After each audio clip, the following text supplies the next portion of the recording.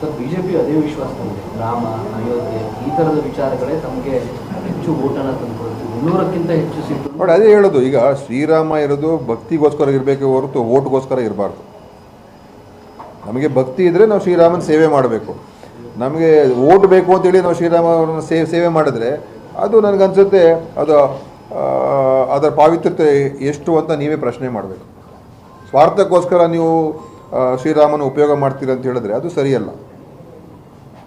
ಚುನಾವಣೆಗೆ ನಮ್ಗೆ ಅನುಕೂಲ ಆಗುತ್ತೆ, ಚುನಾವಣೆ ಹತ್ತಿರ ಬರ್ತಾ ಇದೆ, ಅದಕ್ಕೆ ನಾವು ಕಾರ್ಯಕ್ರಮ ಮಾಡಿಬಿಡೋಣ, ಜೋರಾಗಿ ಮಾಡೋಣ. ಅದು ಚುನಾವಣೆ ದೃಷ್ಟಿಯಿಂದ ಮಾಡುವಂಥದ್ದು ಎಷ್ಟು ಮಟ್ಟಿಗೆ ಸರಿ? ಅದಿರಬಾರ್ದು. ಭಕ್ತಿ, ನಂಬಿಕೆ, ವಿಶ್ವಾಸದಿಂದ ಏನೇ ಮಾಡಿದ್ರು ಕೂಡ ಯಾರೂ ಅದ್ರ ಬಗ್ಗೆ ವಿರೋಧ ಮಾಡೋದಿಲ್ಲ. ಬೇರೆ ದುರುದ್ದೇಶ ಇಟ್ಕೊಂಡು ಸ್ವಾರ್ಥಕ್ಕೋಸ್ಕರ ಮಾಡೋದಕ್ಕಂತ ಹೊರಟ್ರೆ ಆವಾಗಲೇ ಈ ಸಮಸ್ಯೆಗಳು ಬರೋದು. ಸದ್ಯದಲ್ಲಿ ನಮ್ದೇನು ಕಾರ್ಯಕ್ರಮ ಏನಿಲ್ಲ, ಆದರೆ ಹೋದಾಗ ಖಂಡಿತ ಹೋಗ್ತೀವಿ ಆ ಕಡೆ. ಉತ್ತರ ಭಾರತಕ್ಕೆ ಆ ಕಡೆ ಏನಾದ್ರು ಹೋದಾಗ, ಇದುವರೆಗೂ ಹೋಗಿಲ್ಲ ನಾವು, ಮುಂದೆ ಯಾವ್ದು ಅವಕಾಶ ಬಂದಾಗ ಅಲ್ಲಿ ಹೋದಾಗ ಎಲ್ಲ ಕಡೆ ಹೋಗ್ತೀವಿ. ಅಯೋಧ್ಯೆಗೆ ಯಾಕೆ ಹೋಗಬಾರ್ದು?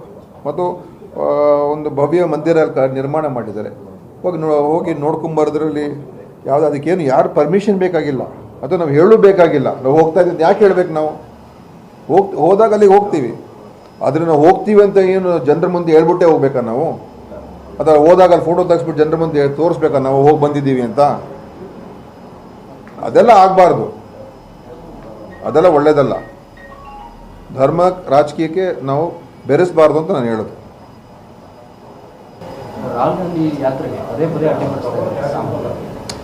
ಈ ಥರ ನೋಡಿ, ಒಂದು ಕಡೆ ನೀವು ಶ್ರೀರಾಮನ ಮಂದಿರ ನಿರ್ಮಾಣ ಮಾಡಿದ್ದೀರ, ಅದರಿಂದ ಏನು ಬರಬೇಕು ಹೊರಗೆ? ಅದರಿಂದ ಹೊರಗೇನು ಬರಬೇಕು? ನಾವು ದೇಶದಲ್ಲಿ ರಾಮರಾಜ್ಯ ಸೃಷ್ಟಿ ಮಾಡಬೇಕು ಅಂತ ಕನಸನ್ನು ಕಾಣಬೇಕು. ಇಷ್ಟೊಂದು ನಾವು ದೇವಸ್ಥಾನ, ಶ್ರೀರಾಮನ ಒಂದು ದೇವಸ್ಥಾನ ಕಟ್ಟೋದಕ್ಕೆ ಭಾಳ ಪ್ರಯತ್ನ ಮಾಡಿದ್ದೀರಾ, ಖಂಡಿತ ಒಳ್ಳೆಯದು. ಅದರ ಪ್ರತಿಫಲ ಏನು? ರಾಮರಾಜ್ಯ ತಾನೇ. ರಾಮರಾಜ್ಯ ಅಂತ ಹೇಳಿದ್ರೆ ಅರ್ಥ ಏನು?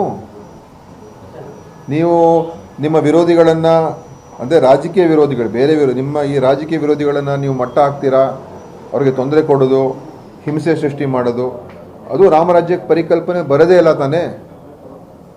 ಸೊ ಒಂದು ವಿರೋಧ ಪಕ್ಷ ನಾಯಕನೇ ಸಹಿಸಕ್ಕಾಗದೇ ಇದ್ದರೆ ಮತ್ತು ಅದು ಯಾವ ರಾಮರಾಜ್ಯದ ಪರಿಕಲ್ಪನೆ ಅದು?